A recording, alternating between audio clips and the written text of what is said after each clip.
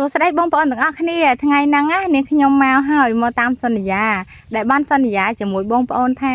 នឹងប្រាប់ពីរបៀបធ្វើកន្តំផ្កាច័ន្ទជូនបងប្អូនទស្សនាទាំងអស់គ្នាតែមុនដំបូងខ្ញុំយកកំពូលថ្នោតហើយយកមកសកយកធៀងវាមកសតម្ដងបែបហ្នឹងសិនហើយខ្ញុំសកយកធៀងណាដែលវែង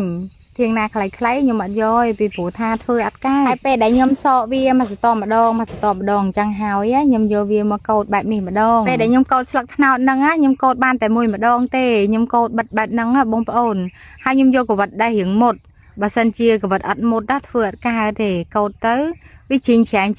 ណាស្លឹកត្នោតហ្នឹងអត់ស្អាតទេឥឡូវខ្ញុំមកកោតយកតំណងត្នោតហ្នឹងចេញម្ដងហើយមានបងប្អូនខ្លះគាត់ហៅក្បាប់ត្នោតហើយបងប្អូនខ្លះទៀតក៏គាត់ហៅតំណងត្នោតអញ្ចឹងទៅពេលដែលខ្ញុំកោតយកតំណងត្នោតហ្នឹងចេញហើយខ្ញុំចាប់ផ្ដើមមកបត់វាជាពីរបែបហ្នឹងហើយកតាមផ្កាច័ន្ទមួយមុខហ្នឹងខ្ញុំប្រើស្លឹកត្នោតដល់តែ4ពេលដែលខ្ញុំបត់ស្លឹកត្នោតមុនហ្នឹងខ្ញុំបត់គប់គ្នាដាក់កោគ្នា2ខ្ញុំបត់យក1ហើយបានខ្ញុំប្របែកជា4អញ្ចឹងវិញបត់បែបហ្នឹងលឿនបងប្អូនបត់មួយម្ដងរៀងយូរពេលដែលខ្ញុំពលាវាជា4ហើយខ្ញុំចាប់ផ្ដើមយកវាមកសកបតិកាឡាអញ្ចឹងឲ្យបាន4ជ្រុងទៀត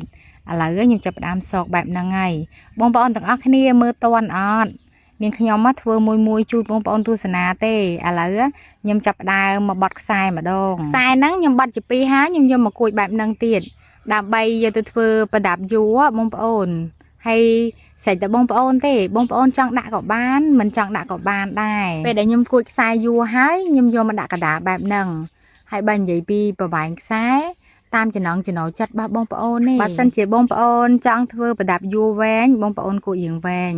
បើសិនជាចង់ខ្លីបងប្អូនគួចរៀងខ្លីទៅអត់បញ្ហាទេរួចហើយខ្ញុំក៏បត់ស្លឹកហ្នឹងបតិកាឡាវាជា4ទៀតដើម្បីប្រកបខ្សែហ្នឹងពេលដែលបតិកាឡាហ្នឹងជា4ហើយខ្ញុំក៏ទាញវាទាញឲ្យរៀងតឹងបន្តិចឥឡូវចូលដល់វគ្គដល់វគ្គកាច់ក្បាលខាងលើណាបងប្អូនបើនិយាយពីវីដេអូវគ្គមុនដែលខ្ញុំចាក់កតំផ្កាច័ន្ទហ្នឹងហើយខ្ញុំយកទៅច្រកអង្គដាក់ស្ងោរជូនបងប្អូនទស្សនាមើលទាំងអស់គ្នាខ្ញុំមិននឹកស្មានថាមានបងប្អូនជាច្រើនបងប្អូនច្រើនអ្នកមែនតែនដែលគាត់ពេញចិត្តស្រឡាញ់កតំផ្កាច័ន្ទរបស់នាងខ្ញុំពេលនាងខ្ញុំធ្វើហ្នឹងគាត់ពេញចិត្តគាត់ស្រឡាញ់គាត់គាំទ្រឡើងច្រើន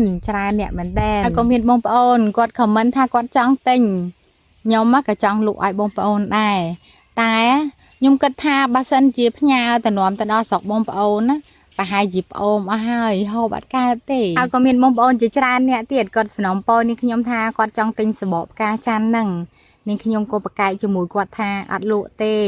ខ្ញុំអត់លក់ទេខ្ញុំធ្វើទុកគ្រាន់ចែកគ្នាហូបអត់ទាន់អស់ទេមានបងប្អូនជាច្រើនអ្នកក៏គាត់ជួយខមមិនបន្តថាឲ្យនាងខ្ញុំមកធ្វើសបក